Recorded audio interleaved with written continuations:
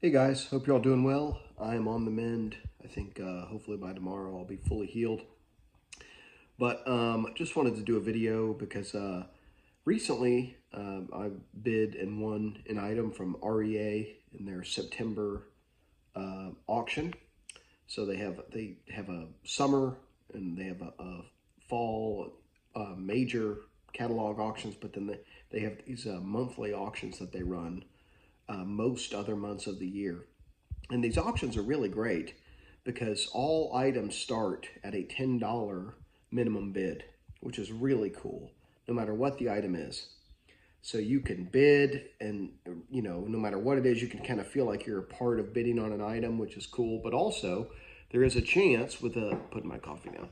There's a chance with a lower starting bid. Sometimes you can catch a deal or two. And there were some deals that went in the September auction, but I was focused on one item in particular. And so I didn't bid on a few other items late that I would have bid on if I wasn't focusing on one item that was a bit more expensive. But the long and short of it is, and what I really wanted to talk about is Robert Edward Auctions raised their buyer's premium. And the buyer's premium is a fee that's tacked on at the end. It's a percentage that's tacked on to your final bid, and it's a way for the auction house, of course, to generate revenue. And for a long time, REA has had a 20% buyer's premium, but this September, September, not a catalog auction, I don't know what they call it, just their September auction. They used to call it Encore auctions. I don't know if they call it that anymore. But they raised the buyer's premium from 20% to 23%.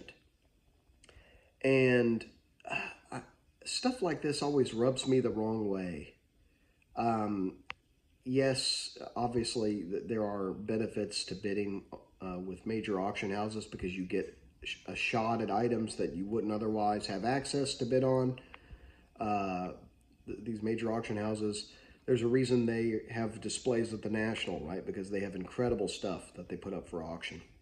But it's just frustrating to me when a multi-million dollar company nickels and dimes the consumers.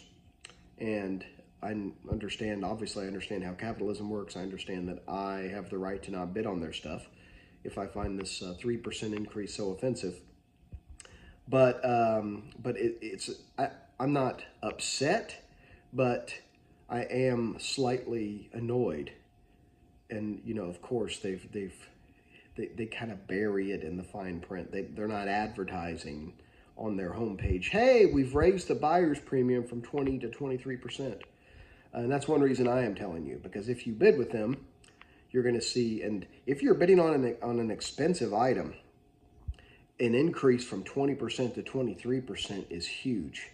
That 3% is a major, major increase if it's a really expensive item. It's one thing if you're bidding on a $100 card, but if you're bidding on a $5,000, $6,000, $7,000 item, that's a lot of money.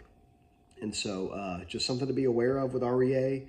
And again, they're the best at what they do. I really do like the company, and their unopened selection, for what it's worth, to me at least, is always pretty good.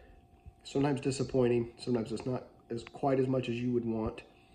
But out of all of the major auction houses, they certainly have the best, generally speaking, the best unopened material to offer. And that's just my opinion.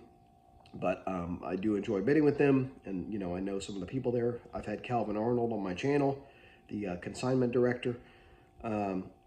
So take it with a grain of salt. Take everything I'm saying with a grain of salt. But, just a guy with some opinions about cards. But I wanted to chat about that with you all. I'll be back with my REA mail day soon. You're going to want to see this. This is a pretty killer item that I picked up in their September auction. Take care of each other. Keep collecting vintage. Shut up in baseball, everybody.